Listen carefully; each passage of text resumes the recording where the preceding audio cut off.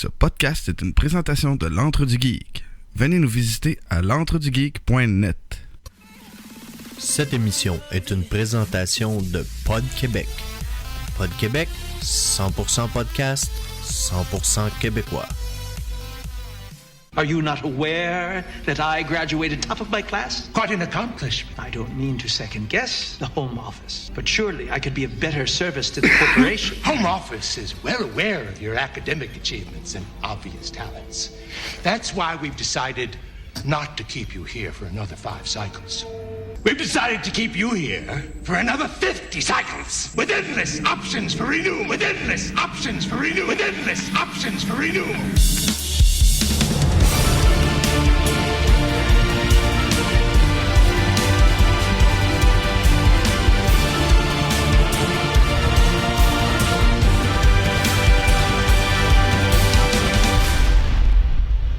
Bonjour et bienvenue à un nouvel épisode de Vision X, l'émission dans laquelle deux geeks décortiquent pour vous des films d'hier à aujourd'hui. Je m'appelle Sébastien Balbino et je vous présente tout de suite mon co-animateur David Jonve. David, comment ça va ce dimanche soir? Ça va. Ouais, ça va. Je suis content d'être là, en fait. Je suis content d'être là. Comment ça? T'as failli ne pas l'être? Ben, j'ai une espèce de journée de mongol. Là. C'est pour ça qu'on a repoussé l'épisode à 8h30 plutôt que 8h. Puis finalement, il est comme 9h moins quart quand on commence. J'ai vraiment une journée de mongol. Ce qui m'amène d'ailleurs à te demander, Nathanaël. J'ai aussi parlé beaucoup à mon frère aujourd'hui. Ouais, je vois, j'entends ça. Ce qui m'amène à te poser la question avant que j'embraye avec ma réalité. Sébastien, comment a été ta semaine? Ma semaine a été... disons que... Ben, tu sais que mon ex a été particulièrement occupé cette semaine, donc... Ouais, je sais, parce que j'ai été occupé avec elle. J'ai gardé... T'as été occupé avec elle? Non, pas dans ça. J'ai... En plus d'avoir mes journées où j'avais mes enfants, ben, les journées qu'elle avait les enfants, ils passaient la journée avec moi. Puis le soir, ils retournaient chez leur mère. Là, fait que c'était quand même c'était quand même intense. Mais moi, c'est plus ma journée d'aujourd'hui où je me suis battu contre... Est-ce que vous entendez... On va faire un silence. Est-ce que vous entendez ça?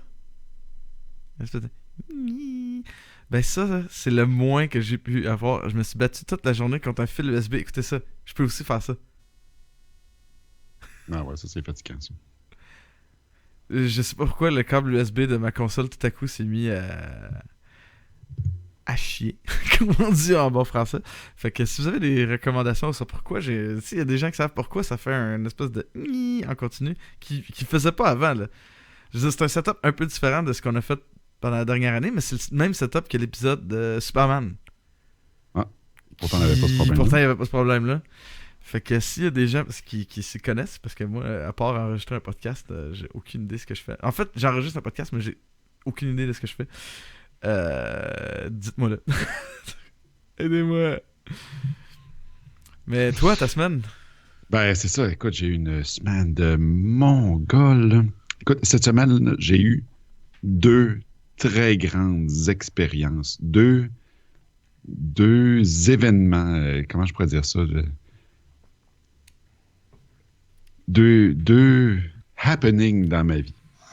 La première de ces expériences-là, c'est le concert d'Orchestre Métropolitain dont j'arrive. J'étais encore en habit de concert, j'étais encore en nom derrière. Je vais enlever mon veston. Écoute, Shostakovich 4, dirigé par Yannick Nézet-Séguin. C'est une expérience. Ça transcende l'univers musical. C'était hallucinant. Hallucinant. Ça, c'était la première affaire. La deuxième chose, c'était l'opéra de Wall, qu'on fait aussi... J'aurais aimé ça, écouter ça, là.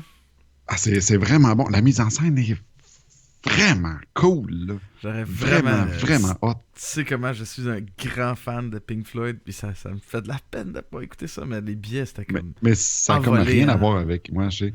Mais ça n'a comme rien à voir avec la musique de Pink Floyd. C'est vraiment entièrement la musique originale, super contemporain. C'est les textes de Roger Waters, par contre. C'est ça. L'essence de ce qui fait cette œuvre-là, ce qui la rend intéressante, reste toujours là.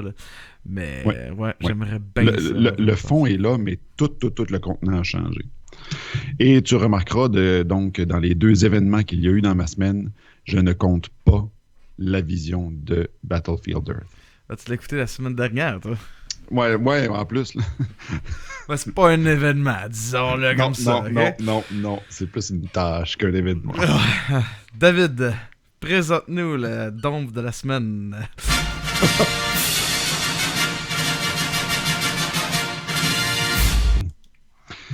Pour utiliser ton expression, la dompe de la semaine, il s'agit de Battlefield Earth, un film de l'an 2000. Essentiellement, l'histoire, donc, c'est sur une planète Terre dans le futur qui a été colonisée, si on veut, d'une certaine façon, par des aliens qui s'appellent les Psylo. Non. Les Psylo. Ils viennent de la planète Psylo. Voilà, Psylo. C'est des Psylons. Ouais, c'est ça. Et ils ont réussi donc à rendre la race humaine, à faire en sorte que la race humaine devienne une race d'esclaves qui ne peuvent pas écrire, tout ça, et ils nous traitent comme des animaux. Et essentiellement, l'histoire, donc, c'est la rébellion de la race humaine contre les Psylos pour les repousser de la Terre. Et Punch, non seulement ils réussissent à repousser les Psylos, mais en plus, ils réussissent à détruire leur planète en entier. Why not? Non, mais tu sais, il n'y a rien de trop beau pour pas John Travolta. lui c'est un méchant. Ah non, mais écoute. Non, mais écoute, tu résumes parfaitement le scénario dans les show notes. Là. Ta première phrase, c'est la merde. Ah non, mais écoute, c'est incroyablement à chier. Je m'attendais pas à ce que ça. Puis tu sais, quand je l'écoutais, on a vu des films qui sont pas bons. C'est pas la première fois qu'on voit un mauvais film. Mais quand je l'écoutais, j'essayais de mettre le doigt sur qu'est-ce qui était pas bon. Pis sais-tu quoi? Je peux pas identifier, genre... C'est juste c'est pas bon. C'est un ensemble de facteurs. Mais c'est ça. C'est que c'est au complet pas bon. C'est pour l'ensemble de l'œuvre. Ah non, c'est... En fait, c'est qu'il y a rien que tu peux dire qui était bon. Tout était mauvais. Même ma chaise est d'accord avec ça. Non, mais t'as peu, là, on va trouver quelque chose qui est bon, là. La gorgée de bière que je viens de prendre est très bonne. Ah ouais, moi, j'en ai une très bonne aussi. La ciboire de Chilbald. Mais non, à part de ça, dans le film, c'est pas très, très hot, hein? Non, c'est pas très... Non, c'est pas très... Puis c'est... Écoute, on va y aller une affaire à la fois. Là. On va détruire le film un bout à la fois. Écoute, l'histoire est à chier. L'histoire est pas bonne. C'est basé sur un roman de L. Ron Hubbard. Je sais pas si vous savez que l'Église de la Scientologie est basée elle-même sur des romans des écrits de L. Ron Hubbard. Il me semble que l'histoire, elle se tient pas. T'sais. Mais c'est moi qui vois le rip-off de Independence Day. Ouais, mais cette fois... Ouais, mais genre, sauf que les extraterrestres ont gagné la première fois, tu sais. Ouais, mais tu sais, écoute, moi, tu sais, que t'arrives avec une histoire où est-ce que tu me dis que, tu sais, ce contexte-là, je le crois. Je l'achète. Mm-hmm. Le fait que les extraterrestres nous traitent comme des animaux, des moins que rien, et que, de par ce fait-là, ils nous sous-estiment, je l'achète. Ça, j'y crois. Que les humains sauvages, barbares, réussissent à trouver une base militaire que c'est pas clair exactement comment ils font pour la trouver, là, puis comment ils font pour rentrer dans un locker où est-ce qu'il y a une bombe nucléaire, puis qu'ils réussissent à découvrir une façon de piloter des chasseurs, des avions de chasse en dedans de 2 jours. C'est là que tu me perds beaucoup dans ce film-là. Là. Puis après ça, pour réussir à trouver l'or, ils s'en vont à Fort Knox. Sérieux? À Fort Knox? C'est la réserve d'or des États-Unis. Ouais, mais... Ah, mais il me semble que les extraterrestres l'auraient pillé, ça, déjà. S'ils viennent chercher justement de l'or et toutes sortes d'affaires, là. me semble qu'ils sont au courant, là. Ils sont capables de se connecter aux ordinateurs, je sais pas. Puis ils auraient vidé Fort Knox depuis longtemps, là. Ben, il me semble que c'est évident. Puis tu t'arranges pour détruire toutes les bases militaires qu'il y a. Puis en plus, ben c'est ça, c'est pas vraiment un spoiler parce qu'évidemment, on a passé la règle des 2 semaines, là, mais donc, ce qui arrive essentiellement dans l'histoire, c'est qu'ils se rendent compte, les êtres humains, fouille-moi comment, que les radiations... Ben, en fait, c'est les silos qui leur disent, là, mais en tout cas, bref. Ouais, c'est que la les machine radiations... Pardon? La machine à apprendre. Ouais, c'est ça.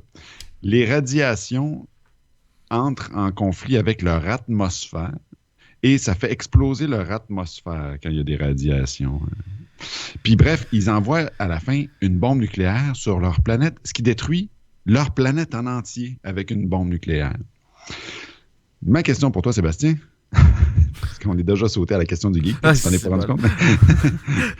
Ça m'a pas peur de même. Mettons là, qu'on est une race extraterrestre, là, puis qu'on s'en va sur une autre planète, là, puis qu'on rend le peuple en esclavage. Toi, ça fait pas partie de tes priorités de détruire toutes les bases militaires et toutes les bombes nucléaires qui pourraient être nocives? Oui. Genre le démantèlement de tout ce qui est... tout ce qui était... tu sais, la civilisation et la société avant, oui. Genre, pour pas qu'ils puissent retrouver ça, tu sais. Si tu veux les réduire à l'esclavage, ça c'est clair, là. Puis comme je te dis, c'est sûr qu'ils ont une technologie tellement avancée par rapport à nous autres, c'est sûr qu'ils peuvent se connecter à nos ordi, à nos affaires, ils ont pu tout... Écoute, ils ont une machine pour intégrer, comme pour force feed, là, je sais pas comment dire ça, là, pour nourrir de force, entrer de force des informations dans le cerveau d'un gars. Puis ils sont pas capables de se connecter à nos ordinateurs, puis à craquer nos firewalls, puis rentrer dans... J'y crois pas. Alors, c'est J'y clair. crois pas. Man, cette machine-là, j'avoue. J'aimerais tellement ça, là, je pluggerais tous mes élèves. Tu sais, j'amène une nouvelle toune. Je plug mon harmonie au complet, là, mes 54, là, je les plug là-dessus. Paf, Au bout de 10 ils minutes, connaissent c'est la fini. toune. Puis là, on peut juste faire du travail musical, tu sais. Des affaires agréables. Hey, ça serait-tu pas beau, ça? Non, effectivement, ça serait pas beau parce que ça donnerait le même résultat que Battlefield 1. Ah non, mais écoute, comme tu dis, c'est une histoire qui se tient pas, qui prend beaucoup de raccourcis, d'affaires qui marchent pas. Comment les hommes vivent comme des hommes des cavernes, tu sais. Dans le fond, ce que ça sous-entend, l'histoire, c'est que à quelque part au début du 21e siècle, des extraterrestres ont envahi la Terre, là. Et là, on se retrouve presque 1000 ans plus tard, là. Oui, parce que le film se passe en l'an 3000. Tu sais, pas 1 an, 1000 ans plus tard. Depuis presque 1000 ans, les êtres humains vivent comme à l'âge de pierre. Man, la tribu là, qui est là, tu sais, avec des bâtons. Man, en dedans d'une semaine, 2 semaines, ils apprennent à piloter des Harrier, man. Pas des... Et en même temps, je sais pas, il y a peut-être des gens là à l'extérieur, tu sais, qui sont sur Internet, qui nous écoutent, qui connaissent mieux les armements de l'armée américaine que moi, là. Mais des Harrier, tu sais, les avions qui c'est super difficile à piloter. C'est extrêmement difficile et c'est anglais. Il me semble que c'est les Britanniques qui disent OK, écrivez-nous, là. Mais moi, il me semble que c'est des Harrier, c'est des avions britanniques. Peut-être les Américains en ont aussi, là, mais man, pourquoi il y en a... En tout cas, il y a ça sur une base, il y en a plein. C'est hyper difficile à piloter. Mais ça, ils ont clairement intégré ça dans le film parce que c'est un film des années 2000, puis c'était nouveau à l'époque. Ah ouais, c'était comme... Un avion qui était capable de faire du surplace, là. Fait que c'était comme, full technologie. Mais non, c'est vraiment difficile à contrôler, ces affaires-là, ça a de l'air, là. Parce que s'il y a quelqu'un qui nous écoute, là, googlez Harrier, là, puis dites-nous si c'est britannique ou non, là. C'est hyper tough à piloter, puis ils apprennent ça, man. Écoute, c'est ça, là, ils apprennent à une vitesse, ça me fait capoter, là. Il y a 2-3 semaines, ils prenaient genre les villes, les vestiges des villes pour quelque chose que les dieux avaient fait. Puis je m'excuse, là, 1000 ans après, là, il resterait même plus de vestiges de villes, là. Ça se peut pas. Tu sais, il y a des villes, là, il y a des affaires, là. Laisse une maison, là, vide, dompe, là, pendant 10 ans. Elle commence déjà à être couverte de végétation. En 1000 ans, là, je veux dire, Montréal, c'est pas si vieux que ça, là. On s'entend, là? Hein, c'est Ça tombe 375. déjà en ruine, ça a 375 ans. Non, mais on a déjà construit sur des trucs. Tu sais, on creuse. Tu sais, je connais du monde qui travaille pour la ville, puis souvent, il y a des affaires, ils creusent pour faire des aqueducs, puis oh shit, tu sais, ils trouvent des vestiges de quelque chose. Mm. Ça fait 375 ans qu'on est là. On n'a pas disparu, on a toujours été là. Imagine si pendant 1000 ans, il y avait rien. Je veux dire, ça, c'est clair qu'il n'y aurait même plus une trace de la civilisation. Là. Alors que dans le film, il y a encore des mannequins, il y a encore... tu sais, les centres d'achat sont là, il y a les vêtements dans les armoires, dans les boutiques, dans les... voyons. Dans les magasins? Vitrines, voilà. Dans les vitrines, ok. Il y a encore des vitrines, c'est ça, c'est déjà... C'est étonnant. Tu t'attendais-tu à avoir un gros grizzly à un moment donné? Comme dans 12 Monkeys. Ou des lions qui se promènent, genre, dans les rues. Non, mais ça, c'est un fait. Il y a zéro végétarien. Il y a zéro végétation dans les rues. Ça n'a pas rapport. Puis, 1000 ans plus tard, l'essence dans les avions... Ouais, ça... Comment ça se fait qu'il y a du carburant dans ces avions-là qui traînent là depuis 1000 ans? Là?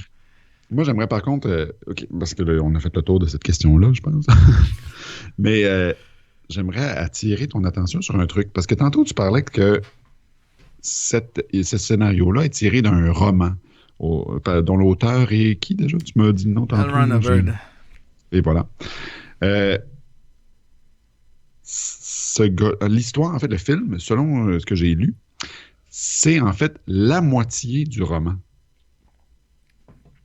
Non, en fait, ce que j'ai lu, c'est comme le tiers à peu près. Là. Bon, en tout cas, mais bref, c'est vraiment pas l'entièreté du roman. Fait que là, moi, ma question par rapport à ça, c'est, tu sais, dans la vie, là, nous autres, on critique souvent le fait que on en fait trop, en fait. C'est difficile de rentrer un roman dans un film de 2 heures. Tu sais, ça fait comme trop de matériel.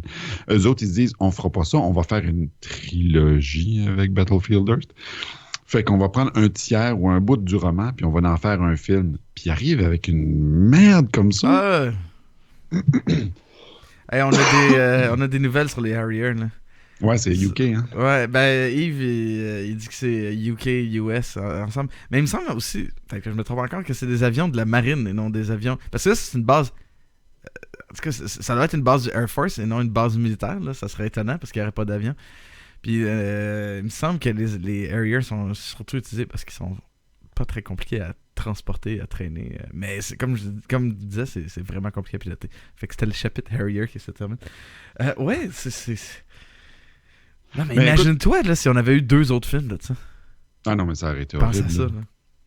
En fait, la seule raison pour laquelle ce film-là a réussi à voir le jour, c'est comme tu le dis, c'est que c'est basé sur un roman d'un auteur qui a essentiellement créé la scientologie.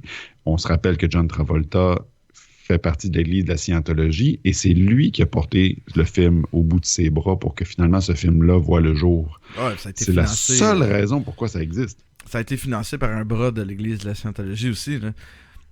Fait que c'est... écoute, ça n'a pas de sens. Mais moi, ce qui me fascinait aussi, c'est de voir... Tu sais, j'ai toujours cette affaire-là, quand je vois un film qui est pas bon, je me demande tout le temps, mais les gens qui le faisaient, s'en rendent pas compte que c'est pas bon ce qu'ils font? Je veux dire, il y a personne à un moment donné qui fait comme « Hey man, c'était à chier, là. » Tu sais? Écoute, même...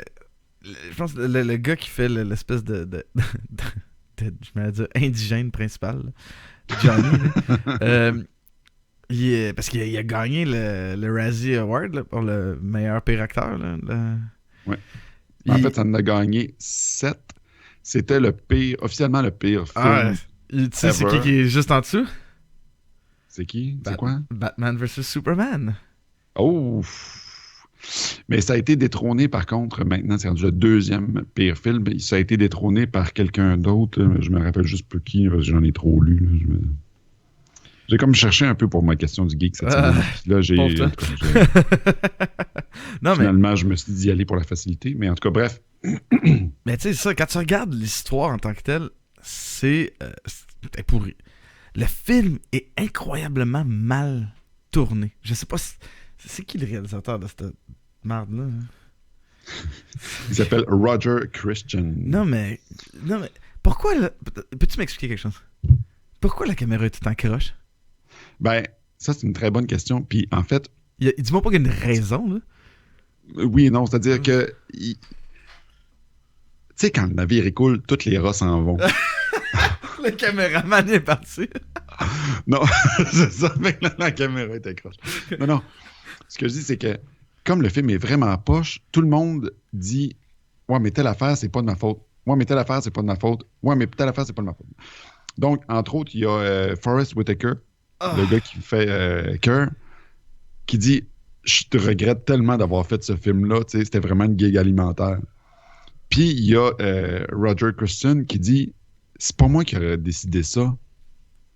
Ça m'a été comme un peu imposé. C'est pas moi qui avais. Puis c'est le plus petit budget de photographie que j'ai vu de ma vie, puis blablabla. Quoi? Hey, il y a eu 73 millions pour faire son film. On s'entend là, que c'est probablement pas en effets spéciaux qu'ils ont dépensé. Là. Puis... Non. Ça fait partie d'une autre chose que j'ai lue qui est très intéressante. En fait, le film a coûté 45 millions à faire. Mais ils ont été financés pour 73. Fait que la compagnie de production a poursuivi, c'est-à-dire les producteurs ont poursuivi la compagnie qui avait fait le film, dont Roger Christian était l'employé, si j'ai bien compris, pour fraude. Ils les ont fraudé de 30 millions. Ben voyons donc! Hey, c'est magnifique, ce film-là. Quelle belle affaire. Hey, tu sais qui Roger Christian? J'avais cliqué sur son nom sur IMDb. Je te répondrai dans quelques secondes. Écoute, le gars, là, il a été directeur artistique sur Star Wars, Alien,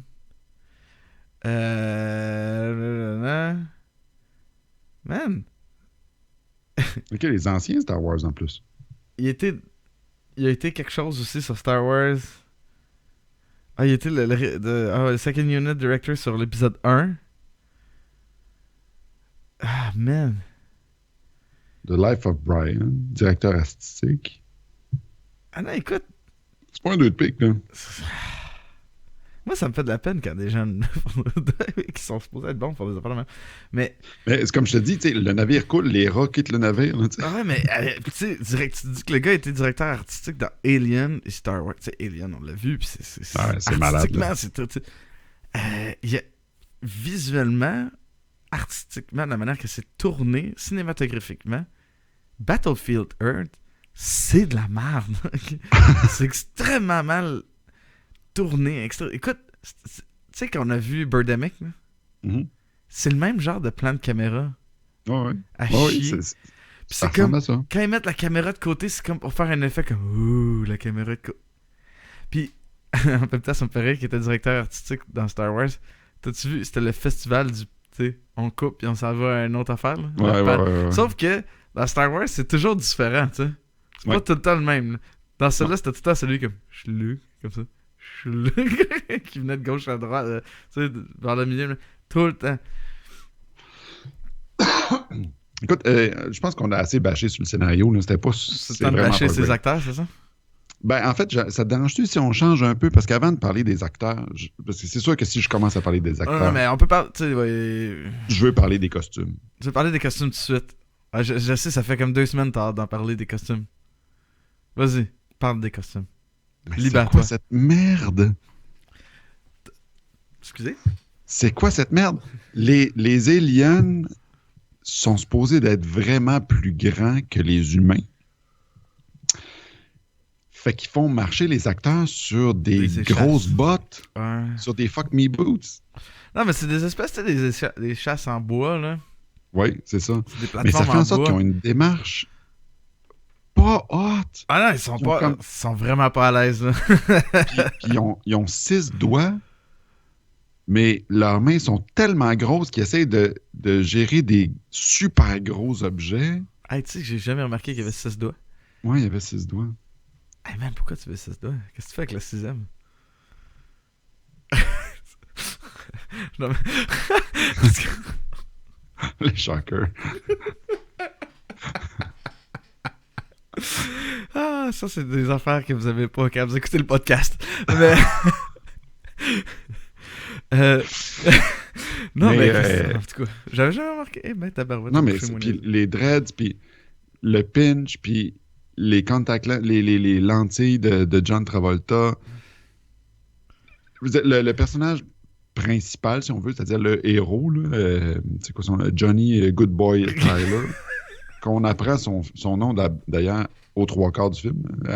Pas aux 3/4, mais mettons, c'est à peu près 1 heure ou 45 minutes. Du début du film, c'est 1 heure. Je trouve pas ça élaboré, là, pour des humains qui vivent comme des hommes de caverne. Le gars s'appelle Johnny. En 1000 ans, là, ils ont quand même conservé des noms américains. Là. Parce que tous les personnages ils ont des noms très américains. Là. Ouais, puis en tout cas. Mais tout ça pour dire qu'à un moment donné, il y a des cheveux longs en couette. Puis là, quand il trouve les armes, tout ça, là, il se ramasse en une toque. Mais quand il part au combat, il se retrouve encore avec les cheveux défaits. Ça marche pas. Ah non. Ça marche juste pas. Tu sais, les personnages, là, sont tellement... Tu sais, ce que je disais, c'est que tu t'attaches pas pantoute aux personnages. Là. Ben non. Tu t'en contrefous. Hein. C'est ça. Il y a rien qui fait que t'es aimes ou que t'es aimes pas. Les extraterrestres sont juste désagréables. Ils sont tweets, sont désagréables, sont... Sérieusement, je me posais la question comment ils ont fait. Parce que là, tu sais, ils sous-entendent qu'ils sont vraiment puissants puis qu'ils ont comme conquis plein de planètes dans l'univers. Ma question, c'est comment? Parce qu'en même temps, ils sont cons comme des pots, là. Ça n'a aucun sens, là.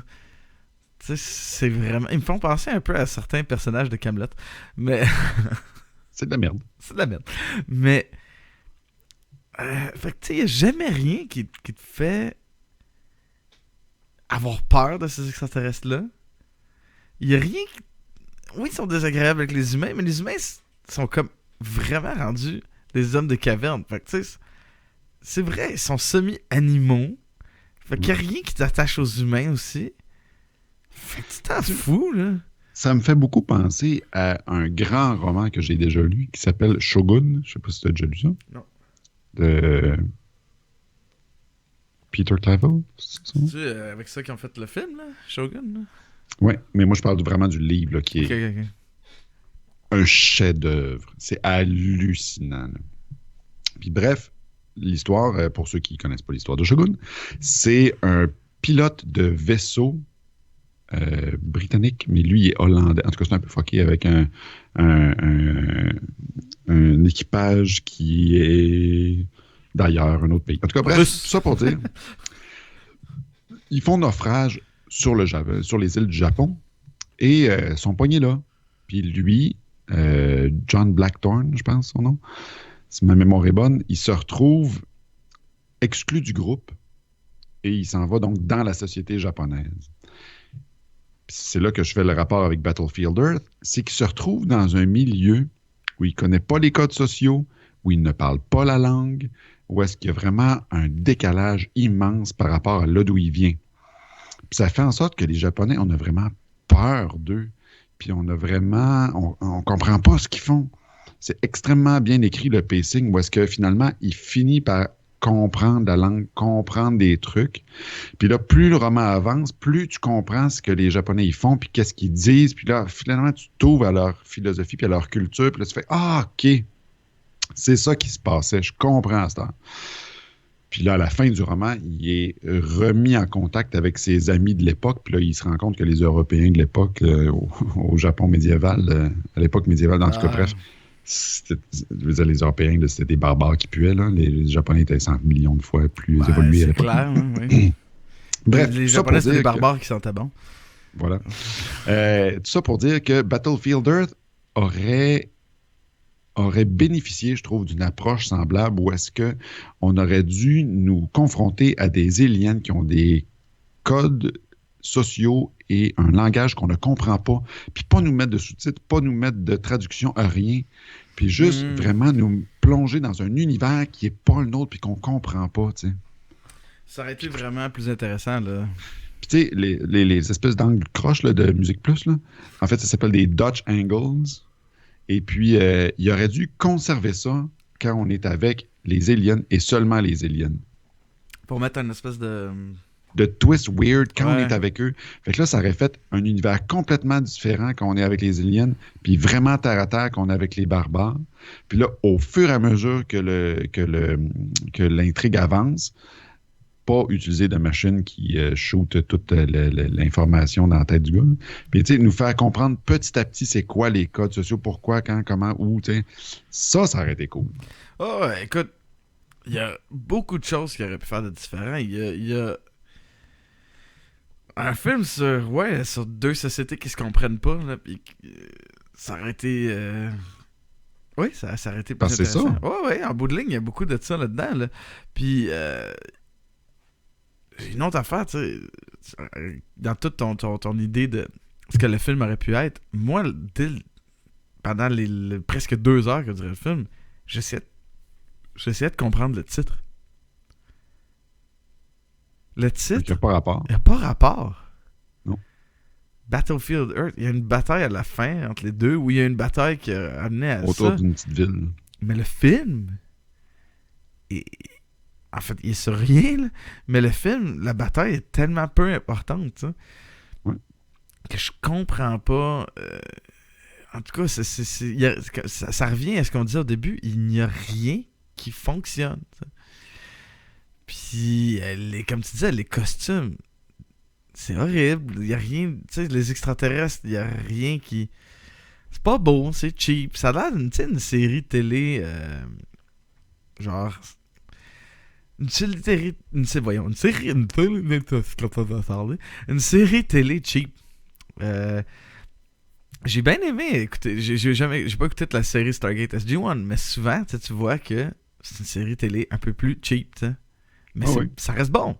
Ça veut pas dire. Ben, c'est comme les premiers Star Trek. Ah ouais. Ou même, je suis en train d'écouter The Expanse. C'est une série de sci-fi. Écoute, j'ai écouté les 2-3 premiers épisodes. C'est probablement la meilleure série de... Après 2 épisodes, là, je suis complètement... C'est la meilleure série de science-fiction que j'ai vue de ma vie. Ah ouais, c'est bon. C'est cheap. Les effets spéciaux sont cheap, tout ça. Mais l'histoire est poignante. Les acteurs sont... Thomas Jane là-dedans, man. Thomas Jane. Ah ouais, il est bon. Hein. Man! Mais... Ça fait du bien, je trouve, de le voir, ce gars-là. Fait que, tu sais, oui, ils sont cheap, les costumes... Mais c'est pas parce qu'ils sont cheap que c'est pas bon. C'est à cause de tout le reste. Il y a rien qui l'emballage est bon. Ouais, cheap, c'est pas mauvais dans un certain sens. Là. Surtout que c'est comme si dans Battlefield Earth, il avait essayé de nous faire croire que c'était beau, fait que le contenu n'avait pas nécessairement besoin d'être bon. Mais finalement, le contenu, il est pas bon non plus. Fait qu'on se retrouve avec rien, tu sais. Mais c'est ça. Puis c'est plate parce que il y aurait probablement eu quelque chose à faire avec ça, mais bon, qu'est-ce que tu veux? Veux-tu parler des acteurs un peu avant de... Oui, allons-y. Ah, John Travolta. Écoute, je l'aime pas, lui. Globalement, là. À part Pulp Fiction, là.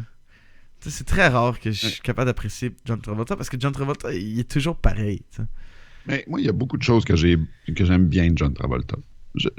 Il était pas vraiment mauvais dans... c'est quoi qu'on écoutait, là? The Punisher. En parlant de Thomas Jane. C'est ça, justement. Il était pas particulièrement mauvais là-dedans. Il y a une Saturday Night Fever. Il est hallucinant là-dedans. Il danse en tabarouette, le gars, là. Faut danser. Ben, c'est ça qu'il fait, il danse, tu sais. Tu l'as dit dans... pas Kill Bill, mais... Pulp Fiction. Pulp Fiction, merci. Il était très bon. Il était très, très bon. Fait il est capable de bien, mais pas dans ça. Non, ça c'est... Pas dans ce film-là. Je sais pas pourquoi, là. Je sais pas c'est quoi. C'est... Mais c'est comme s'il essaye trop. Ah, oui. Ben, tu sais, John Travolta, je trouve qu'il est souvent... Il est vraiment coupable de faire du... overacting puis du angry acting, là. Ah, Face Off, c'était super bon aussi. Oh, mais c'est pas à cause de lui que c'est bon. Face Off, là. Même pas. Face Off, c'est juste le principe même du film est complètement tu sais, c'est un film d'action complètement ridicule que tu fais comme... Man, qui a pensé à ça, genre? Tu sais, quelle histoire de con. Face Off, c'est un plaisir coupable. Il faudrait qu'on fasse Face Off. Ça serait bon, ça serait très bon. Mais c'est ça, John Travolta, il est souvent coupable de faire du overacting, du angry acting. J'aime pas ça, ça me dérange. Puis ça, c'est vrai. C'est vraiment ça dans ce film-là. Oui, très. Puis tu sais, il y a comme l'espèce de personnage qui se veut manipulateur, mais finalement qui se fait manipuler, fait qu'il remanipule le dos. Mais il n'y a pas le evil look, il n'y a pas... Il y a juste un crazy look. Je m'excuse, j'ai plein d'anglicismes aujourd'hui, mais la journée était longue. Fait que quand tu as des longues journées, tu parles en anglais. Et voilà. OK. Bref, c'est ça. C'est vraiment pas la meilleure performance de John Travolta. Mais en même temps, c'est ça que j'essaie de me poser la question. Est-ce qu'il y a vraiment à un moment donné une bonne performance de John Travolta? Pourquoi John Travolta est si connu aujourd'hui? Saturday Night Fever. C'est tout? Grease. Dans Grease, il était bon. Il était bon. Mais on s'entend que ça fait longtemps en salle, ça, là. Ça 10, là, tu sais. Fait que, tu sais, c'est ça. Il est pas bon. Il est pas bon dans ce film-là. Je l'aime pas. Barry Pepper, écoute, il ressemble comme des gouttes d'eau à... Est-ce que Matthew McConaughey? Ou... Je trouve pas, là. Non, attends, à qui? Il ressemble à un autre acteur. Tu sais, un gars, là, qui joue dans des films. En tout cas. Barry Pepper? OK, Parce qu'il a Barry joué Pepper. dans La Ligne Verte, ce gars-là. Je me trompe-tu? Barry Pepper? Oui, il faisait un des gardes dans La Ligne Verte. Oui, il faisait le garde, le trou de cul, là, qui met pas la... Le truc d'eau, là. L'éponge chante. Quelle scène qui est... Petite parenthèse, là. Peut-être tant qu'à parler de l'arme, le reste de l'épisode, là, on va avoir un beau moment. Cette scène-là, dans The Green Mile, là, c'est quand même toute une scène, là. Avec Tom Hanks qui le pogne, là, et qui le force à regarder, là. C'est comme, check, quel film... Il faut qu'on fasse du Tom Hanks à un moment donné, là, dans Vision X, là, parce que... Moi, j'ai Cloud Atlas. Cloud Atlas. Ah. Ça serait hallucinant. J'ai jamais vu celle-là. C'est fucked up, là. J'ai un man crush sur Tom Hanks. Mais, oui, Barry Pepper. Tu devrais donc très bien t'entendre avec ma mère, parce que la prochaine fois, tu y en parleras. Écoute, ma mère, elle capote sur Tom Hanks. Il peut tout faire, ce gars-là, man. Il peut tout faire. Il peut te faire rire, il peut te faire pleurer. Captain... Non, je l'ai pas vu. Oh my God, c'est bon. Tu sais, ça n'a aucun sens. Juste Castaway. Castaway, pour moi, c'est un des grands moments de cet acteur-là, parce que c'est pas n'importe quel acteur qui peut faire un film de même où il est tout seul pendant presque tout le film. 3/4 du film. Là. Où il parle très peu. Il n'y a même pas de musique. Mais bon, on passe de Tom Hanks à Barry Pepper.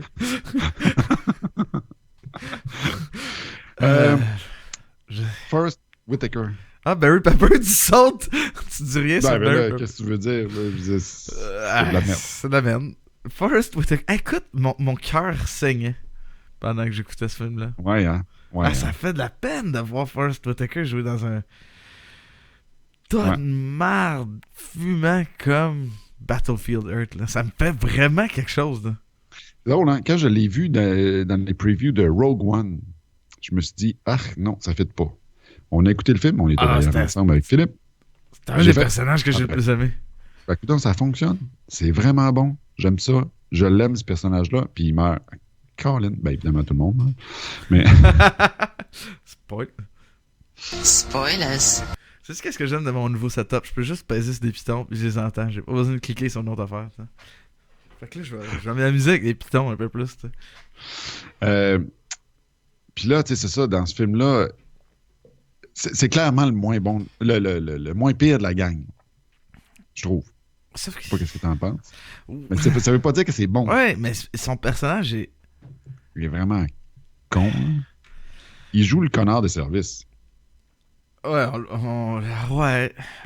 Puis en tout cas, c'est pas le fun. C'est pas un personnage qui permet à un gars comme Forest Whitaker de nous donner tout ce qu'il peut faire, tu sais.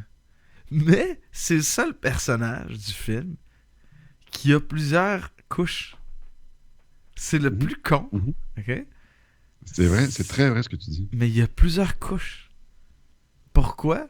Parce que c'est un bon acteur. Son personnage, c'est le plus vrai de la gang. C'est extrêmement vrai ce que tu dis. C'est le plus... On l'y croit le plus. Il y a quelque chose derrière. T'sais. Tandis que les autres sont en surface. Tu crois jamais à aucun des personnages. Ah, c'était bon de l'eau. On continue ça avec Kim Coates qui fait Carlo. Ah, man. Et voilà. Kim Coates, est-ce que tu l'as reconnu? Est-ce que tu connais... Est-ce que tu connais la fameuse phrase du film Waterworld qui est Have you ever seen paper? On a fait le même, là. Have you seen paper? T'as jamais entendu ça? Ben, ça me dit rien. T'as déjà vu Waterworld? Oh, oui. Tu sais, dans Waterworld, le papier, c'est comme... Oh man, il faut que je te fasse écouter ça, là. C'est... Le papier, c'est tellement rare, tu sais, tellement que... Fait que là, il tombe sur un dude, là, qui erre un peu dans l'océan, pis il y a du papier. Paper! Have you ever seen paper? Look at it. Smell it. Ça te dit rien, ça? Non, je me rappelle pas avoir entendu ça. Ah, man, c'est comme une des phrases, là. Paper! C'est le même. C'est drôle, tantôt tu disais qu'il faudrait qu'on fasse qu'on fasse... Tom Hanks? Du Tom Hanks, là, mais il ouais. y a un film de Tom Hanks. Castaway, non, pas Castaway, ça se dit. Cloud Atlas, on a dit. C'est toi, ouais. Bref, tout ça pour dire que moi, c'est drôle, hein, mais quand j'ai écouté le film, je me suis dit qu'il faudrait qu'on fasse Waterworld. Ben, je me suis dit la même chose à cause de Kim Coates qui fait Carlo, là. J'étais comme, man, il joue dans Waterworld. Mais, oh non, il faudrait pas faire ça back à back. Je pense pas que je peux survivre à ça. Mais, Kim Coates qui fait... Un rôle totalement inutile. Ça prenait un gars qui se sacrifie à la fin. Écoute... Puis ça a été lui. Ouais. Puis il est un peu un comic relief. Ouais. Écoute, ça, il fait bien ça. Quand il faut qu'il fasse des trucs un peu plus drôles, un peu... Je trouve que c'est là que... ça... C'est là qu'il est meilleur. Quand il faut qu'il soit plus sérieux, tu sais. C'est un gars qui a de l'air de pouvoir faire des personnages weird très bien. Puis capable de les rendre réalistes. Ils sont pas juste weird pour être weird. Fait que je trouve que c'est probablement juste mal exploité dans ce film-là. Ouais. Mais c'est drôle, hein, parce qu'il y a comme aucun personnage dans ce film-là qui a vraiment de l'importance, qui a vraiment... Comment je pourrais dire ça? On s'attache à absolument personne dans ce film-là. Ah, on s'en fout, ils peuvent bien tout crever, c'est ça l'attente. Là. Moi, je vais vivre très heureux sans aucun de ces personnages-là. Non, on s'attache pas. L'histoire est pas bonne, les personnages sont pas assez bons pour nous... sont pas assez intéressants pour nous accrocher. Voilà. Donc, on va continuer avec les effets spéciaux. Écoute, c'est-tu assez horrible à ton goût? Non, mais... Quand il y a les espèces d'avions puis de vaisseaux spatiaux qui se promènent autour du dôme, là, puis que... Oh my God! Écoute, c'est pour... Écoute, je répète. Cheap, c'est pas automatiquement mauvais. The Expanse, c'est une super bonne série. Les effets sont pas très bons. Tu peux t'en sortir quand tu nous donnes quelque chose. Là, tout est de la merde. Fait que si tu rajoutes une couche... Tu sais, c'est comme un sundae à la merde. Avec de la merde dessus, tu sais. C'est comme, tu sais, on a pris un étron que t'as dompé, genre, un sirop à la merde, puis tu mets des petites affaires de merde séchées dessus. Je veux dire... Du bacon de merde. Du bacon de merde. C'est ça. Il y a rien, genre, qui te permet d'au moins mieux digérer une partie de cette merde. C'est vraiment un des exemples les plus weird que j'ai donné dans ma vie. C'est absolument horrible, les effets spéciaux de ce film-là. Puis les fils de couleurs sont horribles. Ah, les filtres? Pourquoi? Ouais. Pourquoi il y a des... Tu sais, quand il y a pas d'air, là, ils mettent un filtre bleu, là? Ouais. Pourquoi? Très bonne question. Tu sais, il aurait pu mettre ça quand t'es dans, je sais pas, la planète des extraterrestres, mettre un... Ben, c'est ça qu'ils font, là. C'est un il a espèce fait de de filtre mauve. mauve, là. Ouais. Fait que j'imagine que c'est pour nous rappeler qu'il y a de l'atmosphère des aliens, là, où est-ce qu'ils sont, mais... Puis l'affaire de la respiration, là, c'est-tu assez inutile dans ce film-là? En même... Ouais, oui, puis non, parce qu'en même temps, c'est un rap... En tout cas, je pense que c'est quand même important pour la fin, quelque part, dans quelque chose, là, j'imagine. Peut-être dans le 2e, 3e livre, là, je sais pas. Mais, ah non, écoute, c'est de la merde. Mais, écoute, t'as vu les show notes que j'ai faites? Oui. C'est de la Ça. merde. C'est tout. C'est vraiment de la merde. Évidemment, les gens n'ont pas les show notes là, devant eux, mais bref, dans le scénario, ça commence par c'est de la merde. Ensuite de ça, bon, les acteurs, c'est les noms des acteurs, mais les effets, il est écrit c'est de la merde. Les de costumes et décors, il est écrit c'est de la merde. Et dans autres, il y a c'est de la merde. Ouais. Fait que c'est de la merde. Moi, je pense que ça vaut la peine qu'on enchaîne. Ah, ouais. Voyons, c'est good.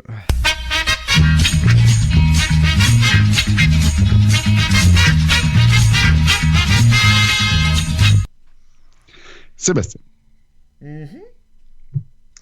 J'ai une très bonne question du geek cette semaine. Et tu vas pouvoir y répondre. Ça fait le changement des autres semaines. Parce que t'es au courant. Mais on va voir si t'as de la mémoire, essentiellement. C'est ça qu'on va voir. Sébastien, ça s'est arrivé quand même plusieurs fois par le passé, mais ça fait longtemps, que je t'ai demandé, tu sais, c'était l'acteur qui a eu le rôle principal, mais il y a tel autre acteur qui ont été appelés finalement pour faire ça, tu sais, puis bon. Donc, ma question cette semaine, c'est qui a failli jouer dans Battlefield Earth, mais finalement ne l'a pas fait? Check bien la façon dont je l'ai phrasé, d'ailleurs. Qui a failli jouer dans Battlefield Earth, mais ne l'a pas fait? Pour chaque question que tu me poses, parce que tu as le droit de me poser des questions, je t'enlève un point. C'est quand même assez large, tu vas me dire. Il y a bien du monde qui ont failli jouer dans... C'est ça. Tout le monde dans le screen, tous les gens qui étaient pas là, qui faisaient partie du Screen Act, du SAG, le Screen Actors Guild. Est-ce que tu peux me nommer un film dans lequel il a joué ou ça serait trop... Il n'y a aucun film dans lequel la personne à qui je pense a joué. Est-ce que c'est un chanteur? Non. On est rendu à 2 questions. Est-ce que c'est un sportif? Non plus. OK. Je vais résumer ça sur sa carrière, essentiellement. Là. Si tu me demandes sa carrière. Sa carrière, c'est quoi? Musicien. OK, fait que là, tu es rendu à 2 questions. C'est un musicien. Ouais. Est-ce qu'il a joué dans autre chose? Non. C'est quoi sa carrière? C'est pas un musicien. chanteur. Non. Il a failli jouer un musicien. Il joue quel instrument? Très bonne question, Sébastien. Très, très bonne question. La réponse, c'est du hautbois. Hein? Je suis posé de savoir ça, moi? Je veux dire, c'est quand même pas genre... Sébastien. Toi? Oui.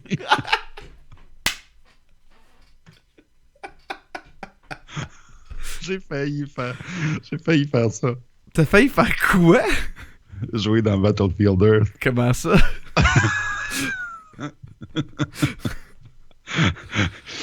Donc, à 7 sur 10, premièrement, je te permets d'être gagnant.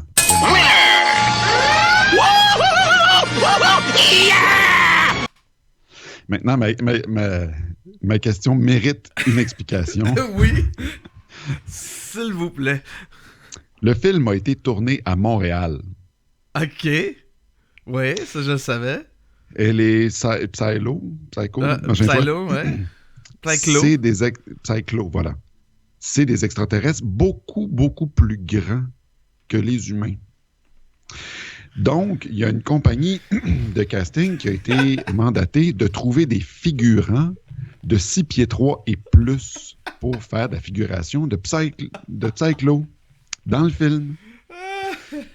Moi et mon meilleur ami de l'époque, Alexandre Marcil, on est allés dans cette agence-là.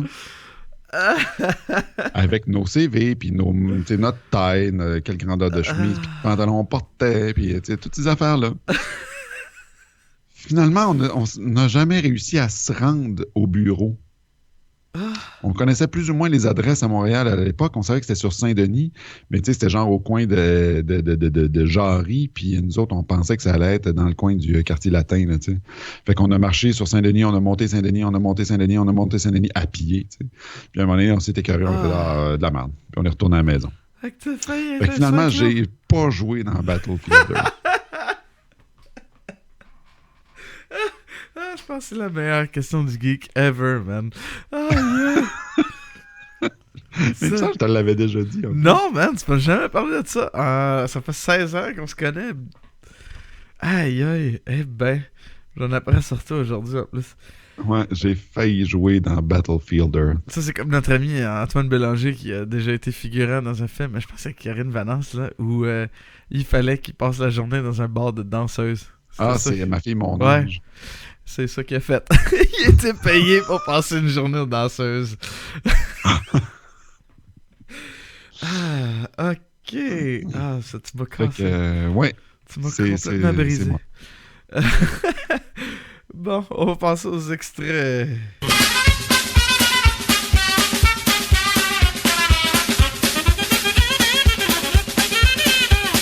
Ok, les extraits. C'était pénible à faire les extraits. Parce qu'ils disent pas grand-chose dans ce film-là. Ils disent pas grand-chose d'utile. T'as-tu un rire? J'ai plusieurs rires. Oui! Écoute, j'ai pris des rires juste pour toi, j'en ai 2. Ok, le premier, c'est un drôle de son.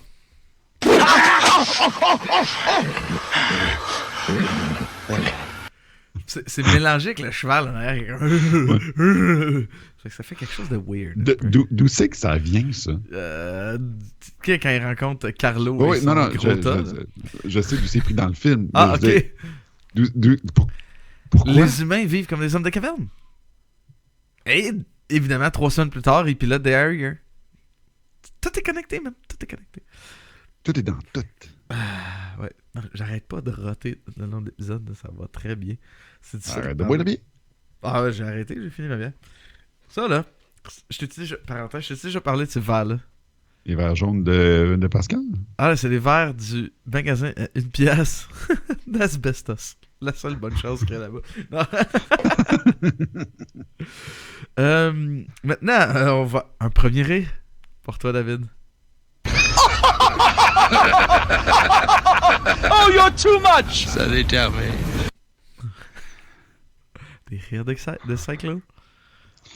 Même son rire, on y croit pas à John Travolta. Non, je sais. Tu penses-tu que John Travolta croit à John Travolta? Il doit croire en l'existence des aliens, par contre. Ouais, non, mais c'est bien compliqué, la scientologie. Là. C'est pas des affaires d'aliens, c'est des affaires d'esprit maléfique. En tout cas, si je me souviens de l'épisode de South Park, il est très bon. Très bon épisode de South Park qui explique la scientologie. Allez écouter ça. C'est super. Parce que je sais même pas si les gens qui font partie de l'église de la scientologie comprennent la scientologie. Le prochain, c'est une bonne observation. Your powers of observation are simply startling. Tu vois, je l'ai pris celle-là parce que c'est comme... On dirait que son personnage essaie d'être un peu raffiné, tu sais, qu'il parle des fois, c'est comme très blablabla. Mais en même temps, non, pas vraiment. C'est pas constant. Puis ça me gosse. Puis, tu sais, je vais le remettre extrait. Écoutez comment il parle. Your powers of observation are simply startling. C'est comme pas crédible. Ça marche pas. Il y a personne qui parle de même. Il n'y a pas une race en entier qui va parler comme ça. Ouais. Non. Ben, surtout qu'il parle pas comme ça du tout ailleurs dans le film. Ben c'est même en fait son personnage il parle tout le temps un peu comme ça puis les Cyclos essaient d'être comme semi tu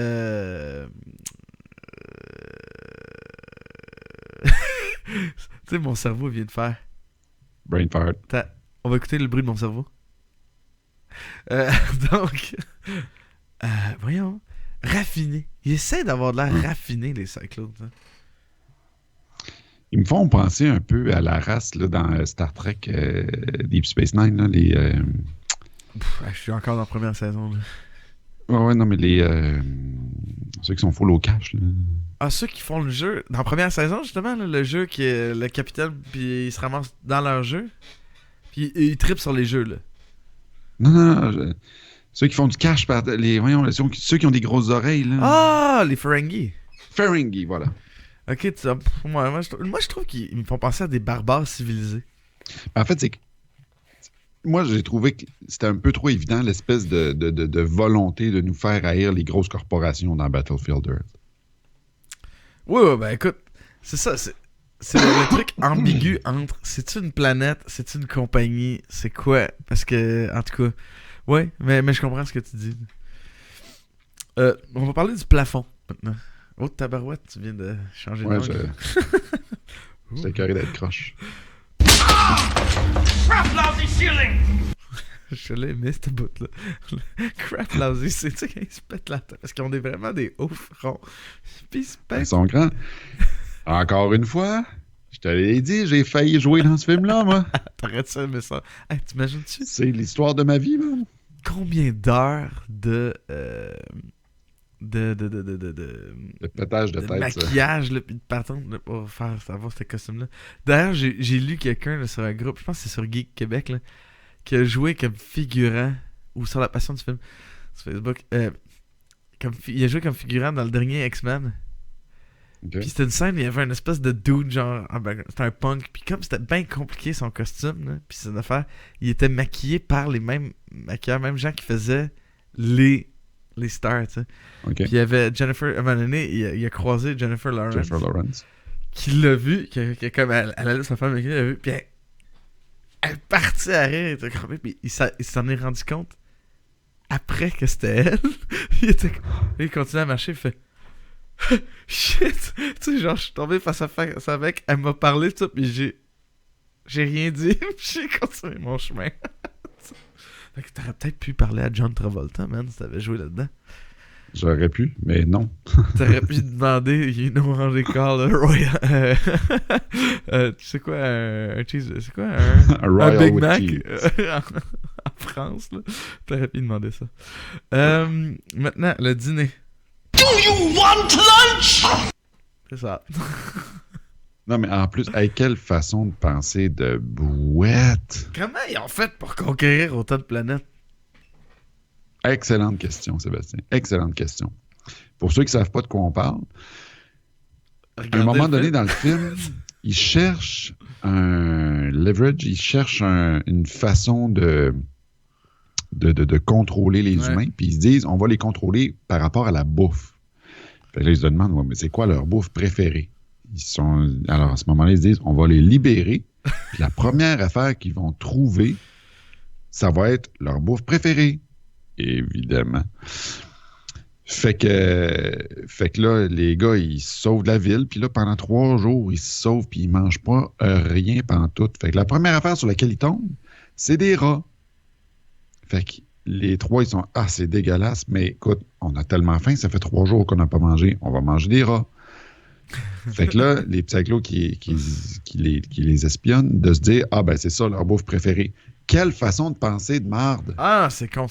Mais écoute, à la défense du film, c'est comme les psychlos, ils prennent les humains pour des animaux. Fait que, tu sais... C'est ma défense du film. Mais je dis pas que c'est intelligent, là. OK? C'est ma défense du film. Maintenant, heureux. Hein? Heureux. C'est important d'être heureux. I'm going to make you as happy as a baby cyclo on a straight diet of Grabango. Avec la langue. Avec la langue. Ça, c'était drôle, là, non? C'est comme les 3 boobs de la fille dans Total Recall. Les tri-boobs. Les tri-boobs. Les tri-braques. Non, ça c'est Madame Hiergeau. Ceux qui ont été au Conservatoire de musique de Montréal, vous comprendrez. C'est une joke extrêmement nichée. Ah, mon bras. Maintenant, rire numéro 2, David. Rire numéro 2. C'est ça. Non, l'affaire avec les cris primo, machin, là, ça fonctionne pas. Ça fonctionne juste pas. T'aimes pas ça, les cris primo? Non, mais c'est pas ça. C'est juste que ça n'a pas rapport dans le contexte de ce film-là. Ah, OK. Il essaye de nous faire croire que les êtres humains sont rendus sauvages puis tout, mais de l'autre côté, ils conduisent des chasseurs, des avions de chasse. Ça marche pas. Ils pilotent des avions de chasse puis ils utilisent des bombes atomiques. Puis des rocket launchers aussi, des bazookas. Puis des mitraillettes sans faire comme... Mais ils sont pas capables d'utiliser les guns des Psychlos qui voient les utiliser depuis 1000 ans. Ils sont pas capables de les prendre dans le bon sens. Mais ils sont capables de prendre des mitraillettes. En tout cas, tu sais, s'ils avaient utilisé la machine pour apprendre sur tout le monde, là, le film aurait été 1000 fois plus crédible. Mm-hmm. Je dis ça. Lignes. Ah oui, les lignes. Ça, c'est drôle. It's impossible. We couldn't have crossed all these lines without me seeing one. Well, we did, okay? The lines must have just faded over time. Oh. Ça, j'ai trouvé ça très drôle parce que ils sont dans une espèce de vaisseau, ils regardent une carte, puis tu sais, les cartes, il y a des lignes, tu sais, c'est des carrés. Puis ils cherchent les lignes physiquement là, dans le monde. Puis c'est ça que autant que c'est drôle, autant que ça me tape ses nerfs parce qu'ils sont capables de faire toutes sortes d'affaires. Ils comprennent des affaires bien trop complexes pour des hommes des cavernes, mais ils ont une réaction extrêmement homme des cavernes. Ils cherchent les lignes sur la carte. T'sais. Ouais. Une autre affaire qui marche pas. Là, c'est pas constant, ce film-là. Ça tient pas son... Attention. Warning. Warning. Warning. Warning. Warning. Warning. Get it? J'adore ce bout-là. Je sais pas pourquoi, mais j'adore ça. Warning. Warning. Warning. J'aime ça quand ils font ça. Qu'ils répètent juste un mot complètement inutile, tu sais. Ah. Oh, quel film mauvais.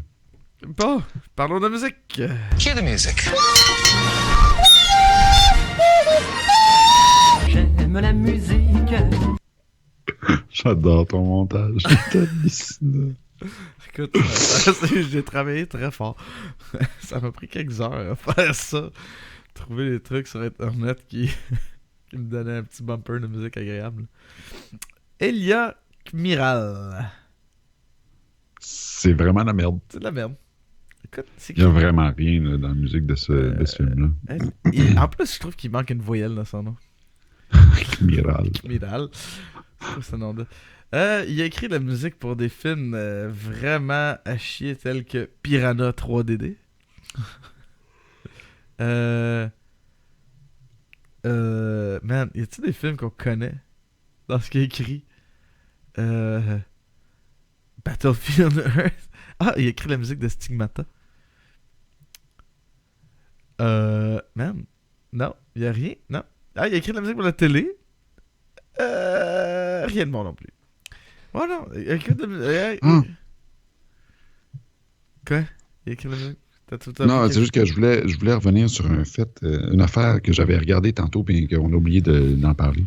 On parlait des effets spéciaux tantôt, du vaisseau qui vole sur le dôme, puis c'est tellement mal fait. Quand le dôme explose, c'est tellement de la merde, l'animation, là, ça n'a aucun sens. Avoue aussi que ça paraît tellement, tu sais, ce qui tombe, là, c'est des gros blocs de glace.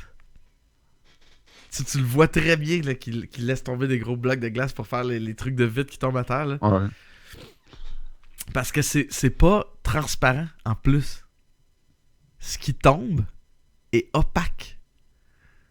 Ce qui est vraiment ridicule. Ils ont même pas pris le trouble de faire de la glace transparente. Parce que ça se fait faire de la glace transparente. Vous avez c'est facile. Le truc, c'est de prendre de l'eau chaude que tu congèles. Non, mais sais-tu aussi une autre technique qu'ils utilisent? Là? C'est que l'eau vibre. Si l'eau vibre tout le temps, là, bouge tout le temps, elle va figer transparent. Ah. Elle va pas être opaque. Fait que c'est comme ça qu'ils font la glace pour les statues de glace, là. C'est tout en glace transparente. Fait que, non, ils ont utilisé des blocs de glace opaques, tu sais, comme des blocs de glace que t'achètes, mettons, pour mettre dans un cooler, là, tu sais. À la place d'acheter de la glace coupée, là, de la glace en bloc, là où est-ce que je voulais en venir, c'est que Battlefield Earth, c'est un film de l'an 2000. En fait, qui a été tourné en 98, parce que c'est en 98 que je suis allé. Ça a dû être tourné en 99, en fait. Hey man, ça va faire bientôt 20 ans de ça. Oh, oui. Bref, c'est l'année où est sorti des films comme Le Gladiateur, X-Men, le premier, là, celui qui était bon. Oh! Ah ouais, c'est vrai. Hey, d'ailleurs, j'ai pas été voir Logan. Unbreakable. Excuse-moi? J'ai pas été voir Logan encore. Faudrait que j'aille. Apparemment que c'est supposé d'être le meilleur film de comic book ever. Oh, genre, ouais. Ben, il y a ben des gens qui m'ont dit que c'était écœurant, puis c'est ça, selon Scott Johnson, qui est... Ceux qui connaissent pas Vision X encore, il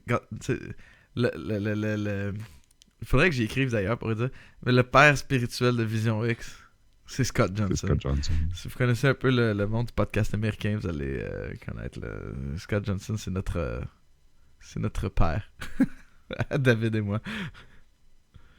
Mais bref, là où est-ce que je voulais en venir, c'est que c'est l'année de j'ai dit Gladiateur, c'est l'année de American Psycho, de X-Men, de Requiem for a Dream, de Memento, de Unbreakable, de Snatch, de Grinch, de Pitch Black, Mission Impossible 2, Charlie's Angels.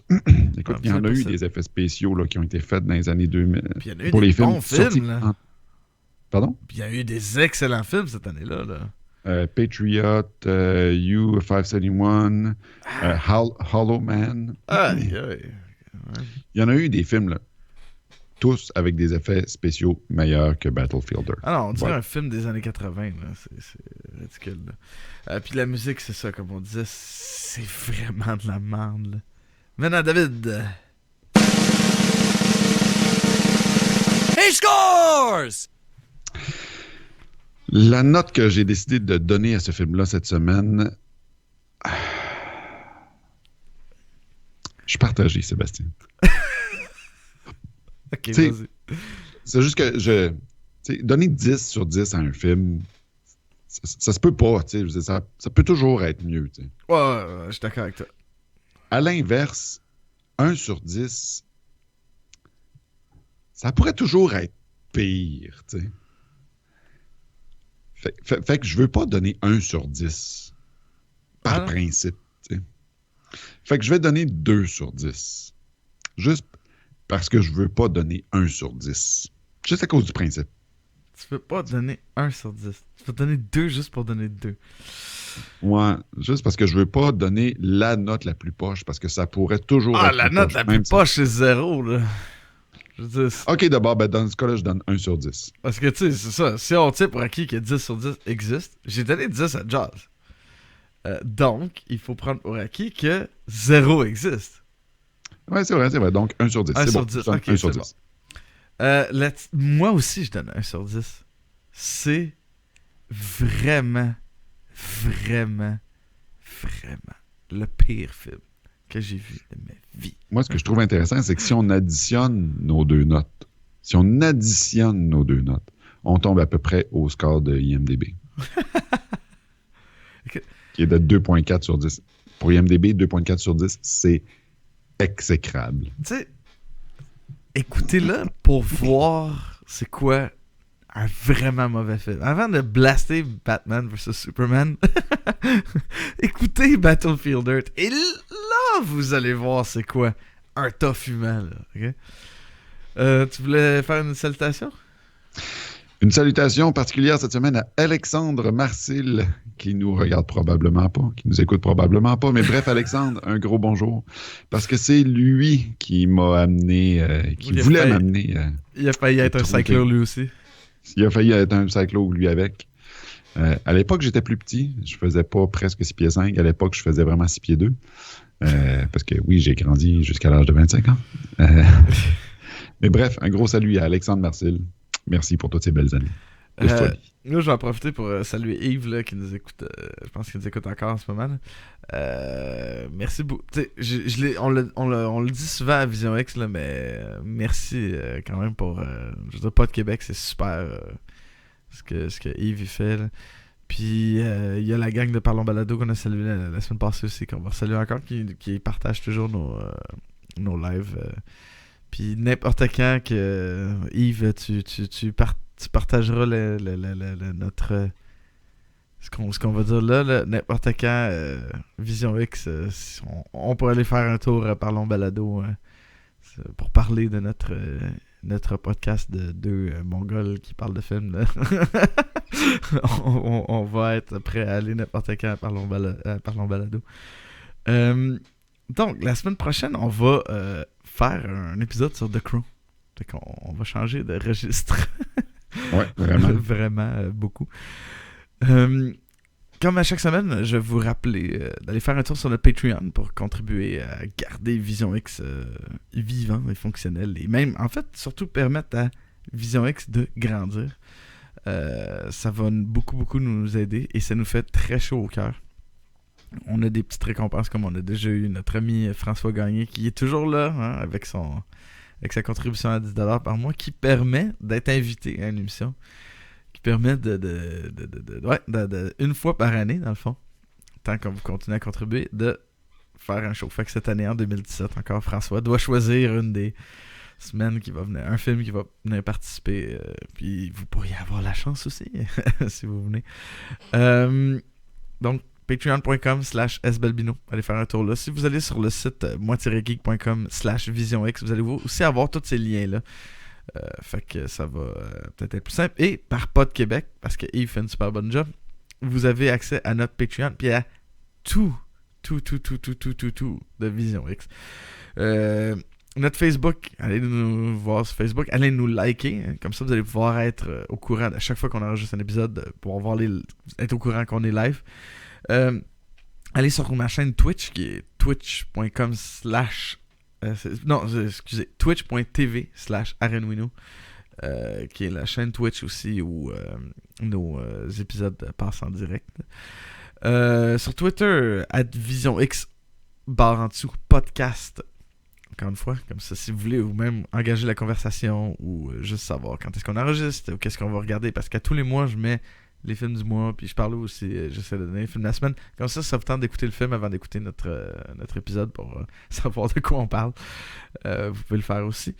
Écrivez-nous un courriel à visionxcast@gmail.com si vous avez des commentaires sur l'émission, ça vous tente de partager votre opinion sur le film. Allez-y fort. Sur iTunes, Twitter, Pas de Québec, partout où vous pouvez trouver notre émission, allez nous laisser un 5 étoiles. Parce que vous nous aimez, nous vous aimons. Laissez-nous un 5 étoiles, ça va nous aider énormément et ça va nous rendre très heureux. Ça va nous flatter notre ego qui est assez énorme quand même, mais qu'on doit entretenir. Fait que là-dessus, je pense qu'on a fait le tour de ce tas de merde. Tu sais, dans Jurassic Park, là, le tas de merde du Triceratops, là. C'est ça.